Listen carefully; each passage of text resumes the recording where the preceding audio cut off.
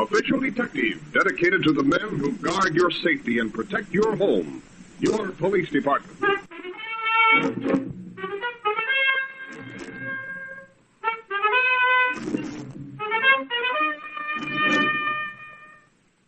Lieutenant John Hogarth. Lieutenant Britt is on leave.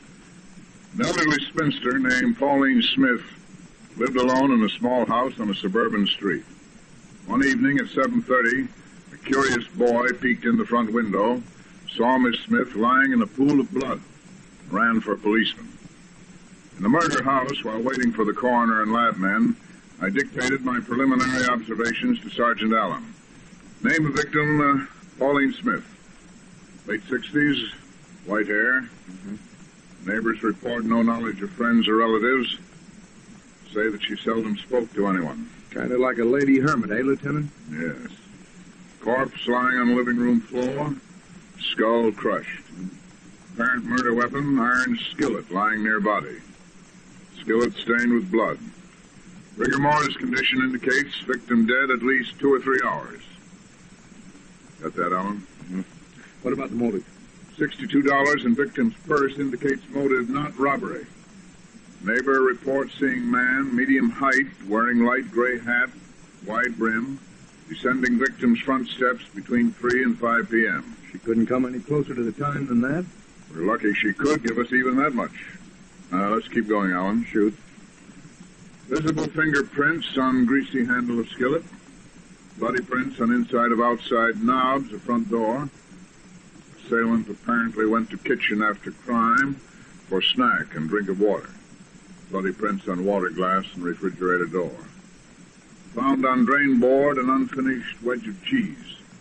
Bite marks of teeth plainly visible in cheese. Boy, this guy must have had no nerves at all. Imagine killing the old lady, then stopping to bite into a hunk of cheese. Well, let's hope that they are the killer's teeth marks. Yeah. Any more notes? Couple. Cigar butt in kitchen sink. Half-used book of paper matches on drain board. Printed on match cover, Nick Ramsey's Bar and Grill. Slower. Nick Ramsey's Bar and Grill, 936 Farley Street. Got all that? Yeah. Oh, the coroner is just pulling up out front, Lieutenant. Good. As soon as he and the lab men take over, we'll drive down to Ramsey's Bar and ask a few questions. Maybe one of his regular customers wears a light gray hat with a wide brim.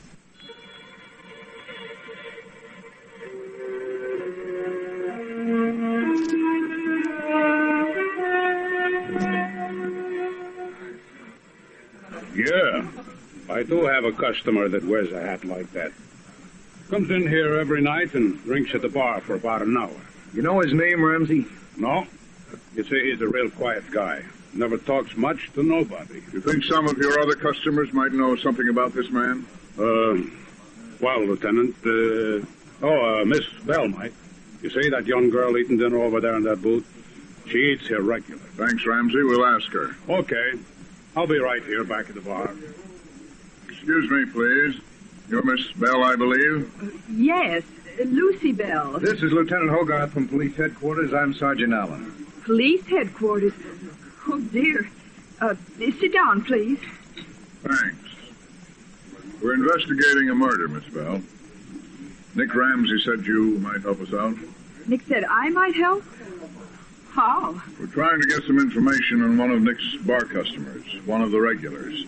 Wears a light gray hat with a wide brim. Oh, what about him? You've noticed him at the bar? Oh, yes. Almost every time I've eaten here. Do you know his name? No. When did you see him here last, Miss Bell? Last night. You sure? Oh, absolutely. He's the man who stared. Stared at you? No, at the woman who sat across from me, right here in this booth. This woman was a friend of yours? No, a stranger.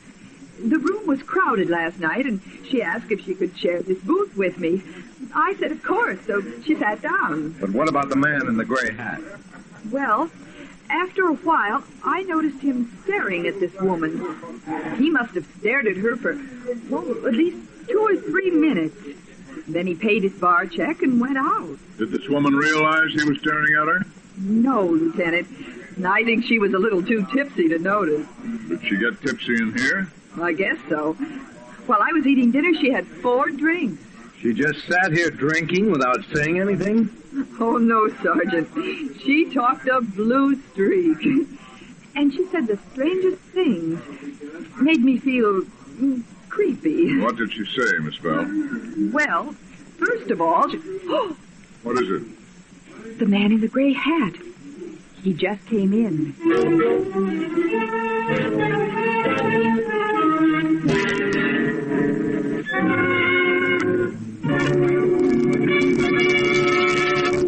Seated with Miss Bell in the tavern booth, the sergeant and I were questioning the man in the gray hat. He gave his name as Harry Castle. Are you employed in this city, Mr. Castle? Yes, Lieutenant. I have my own business. What is it? A printing plant on the corner of 4th and Turner. Married 11 years. We have 2 small children. Look, I'm delighted to have met Miss Bell, but I'm getting curious. I don't blame you, Mr. Castle. These officers are investigating a murder. A murder? You're kidding. No, I'm not. Ask them. Well, An elderly woman named Pauline Smith was killed this afternoon. A man of your description was seen leaving the house between 3 and 5. what? Where were you between 3 and 5, Mr. Castle? Well, now, let me think. I left the printing plant at 10 minutes of 4. I had an appointment with my dentist. Dentist's name and address, please. Dr. Thaddeus Hyatt, 321 Doyle Street. Dear me, I never thought I'd be a murder suspect. What about you, Miss Bell? How do you fit into this picture? Well, I told them about that woman who sat in the booth last night. You stared at her for a long time, remember? A woman who's... Oh, yes, of course. Why did you stare at her, Mr. Castle? For a very human reason, Lieutenant. I was struck by her amazing resemblance to my late mother. You mean the woman who sat here was elderly? I'd say she was in her late 60s, wouldn't you, Miss Bell? Yes. Did she have white hair? Oh, pure white. Why do you men seem so surprised? Well, Miss Smith fits that description, too. What? You mean the woman who sat here was murdered? You and Miss Bell can tell us that after you've seen the body. I'll have to ask you both to come along now. We'll drive you down to the morgue.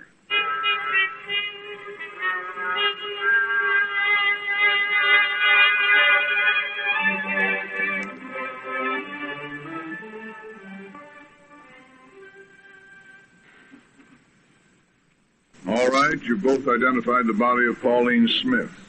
There's no doubt in your minds. No, sir, I'm positive. Miss Bell? I'm positive, too.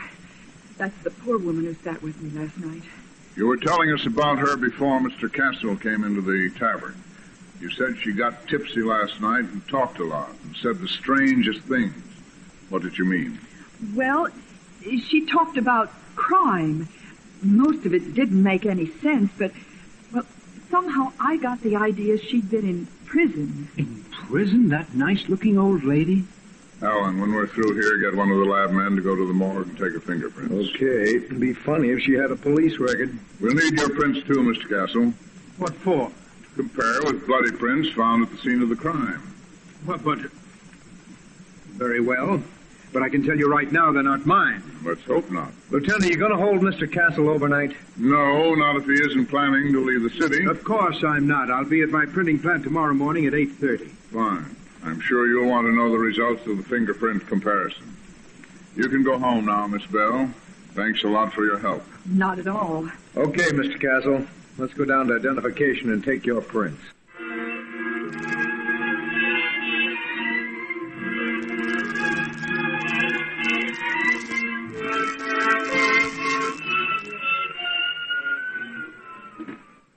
Oh, good morning, Mr. Castle. Good morning. My secretary said that you wanted to see me here at headquarters. You can take the worried look off your face, Mr. Castle. The bloody fingerprints aren't yours. Oh. Well, I knew that, of course, but I guess you men can't blame me for spending a sleepless night. But what about the killer's prints? Are they, say, do you know to whom they belong? Yes, an ex-bank robber named Sam Runyon. He's been arrested twice in this town. His record's in our files. Have you picked him up? Not yet. His present address is unknown. By the way, we've checked your dentist, too. Dr. Hyatt said you were in his office yesterday. so you're okay. Good for Hyatt. I'll pay his bill at once. About the dead woman, maybe you'd like to know what we found out about her. I sure would. Pauline Smith was only an alias. Her real name was Sarah Duncan. Oh, dear. Nice that she resembled my poor mother. Her prints are in our files, too. In her younger days, Sarah Duncan headed a stick-up mob. Well, nothing will surprise me from now on. What else? About 20 years ago, she pulled a successful bank robbery and dropped out of sight. Changed her name to Pauline Smith, moved into this house, and apparently led a quiet life till yesterday, when she was murdered. And you think the killer, this fellow Sam Runyon, was a member of her old stick-up mob? We won't know for sure until we catch him. I've wired the FBI to see if they know where he is. I'll get their answer sometime this afternoon.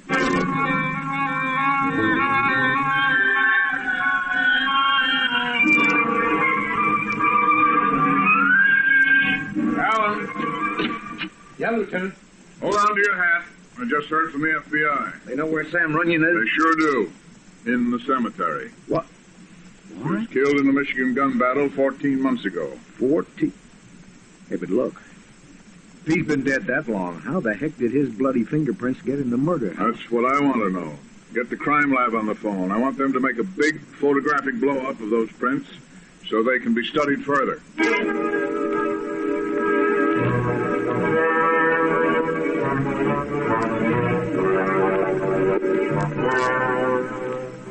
Lieutenant, the fingerprint expert's here. Good. Well, come in, Finch.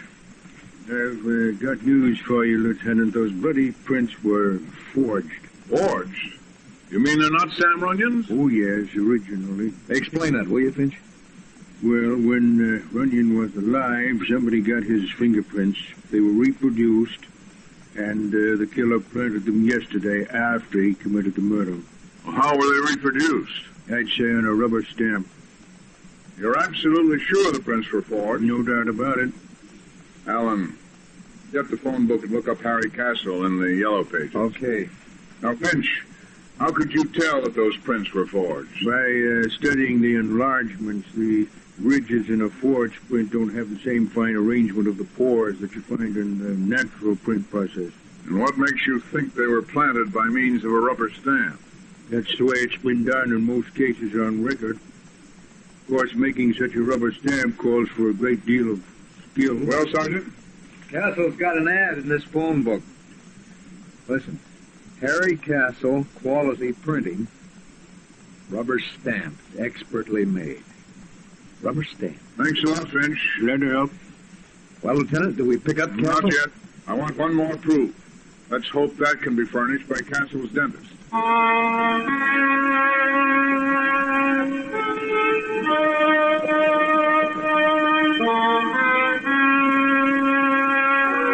But Mr. Castle is a fine man. Why, he's been my patient for years. I know, Dr. Hyatt, but I'd still like you to make that comparison test. Oh, of course, Lieutenant. I have a cast of Mr. Castle's teeth right here in the cabinet. Exactly what time was it when Castle was here in your office yesterday, Doctor? Oh, he arrived at 4:15. What time did he leave? About 4:30. It was just a short appointment for a gum treatment.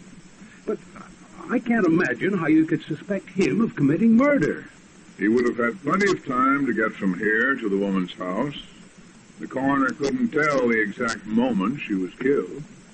Suppose not. Well, here's the plastic mold of Mr. Castle's teeth.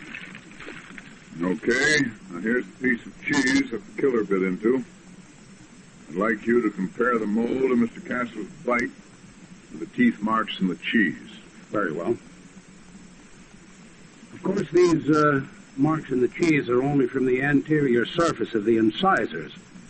But Mr. Castle's cutting teeth are peculiarly shaped, and they're... Oh, dear. Well, Doctor? I'm sorry for Mr. Castle. In my opinion, it was he who bit into the cheese. Thank you, Doctor. All right, Alan, let's pick him up.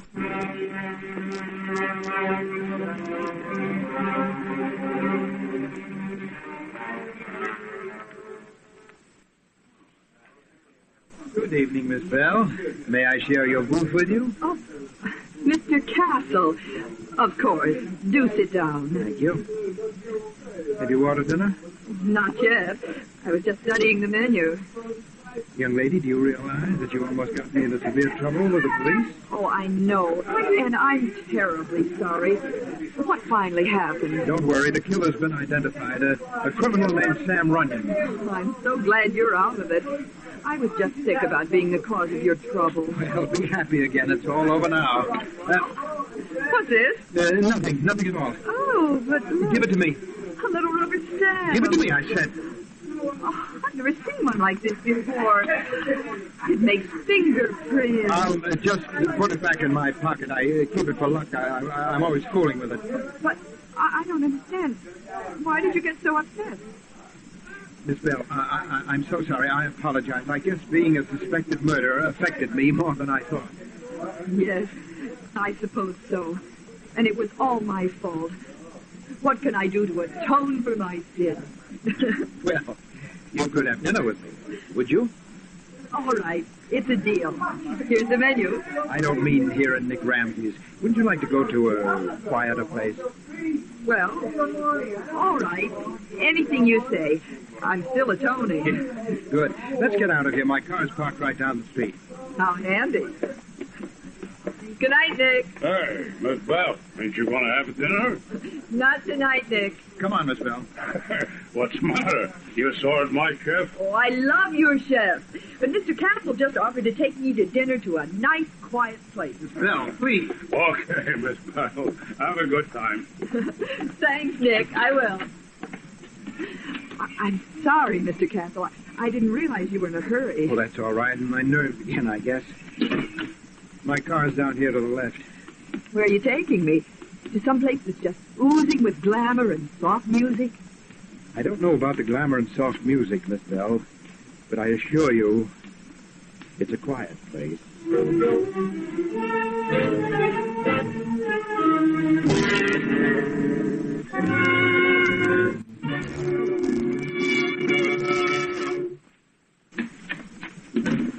Well, Lieutenant and the Sergeant.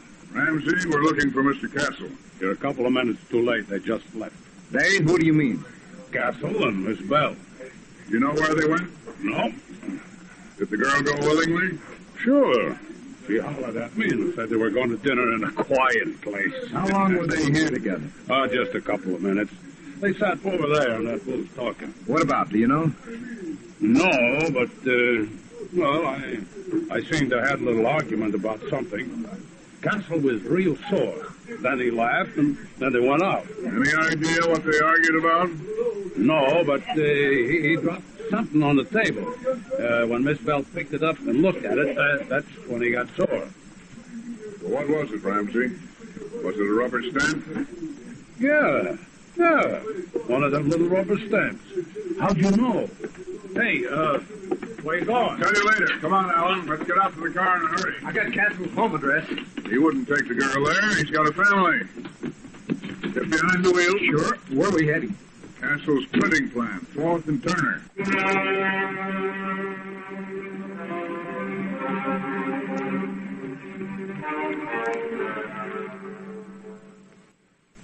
It's so quiet here in your printing plant, Mr. Castle.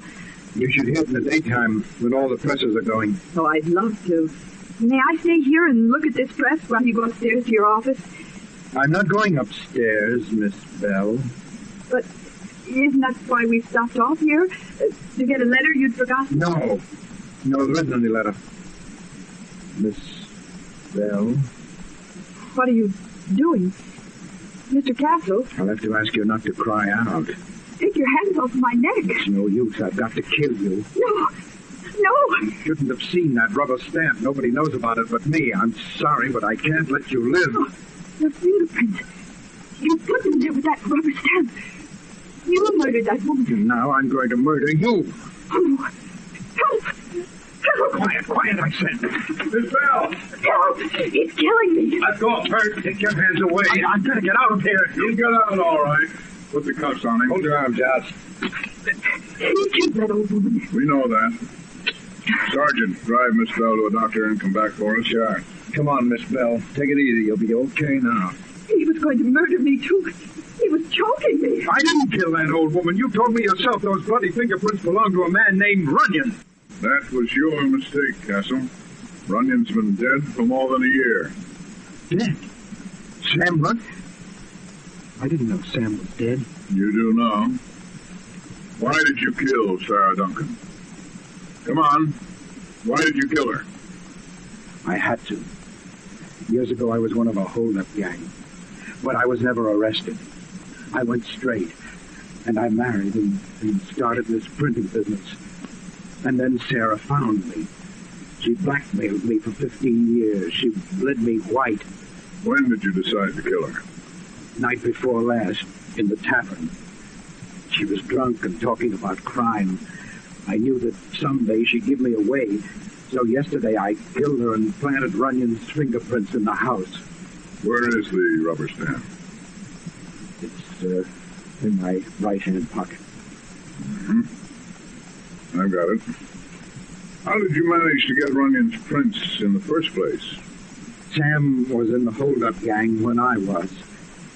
One day I got his prints from a whiskey glass and made the rubber stamp. Why? Oh, no reason. I was good at it, that's all. I just made the stamp for practice. Yesterday I used it for the first time. I kept it all those years as a good luck piece. Some good luck piece. It finally trapped you in a murder. Come on, Castle, we'll go out front and wait for Sergeant Allen.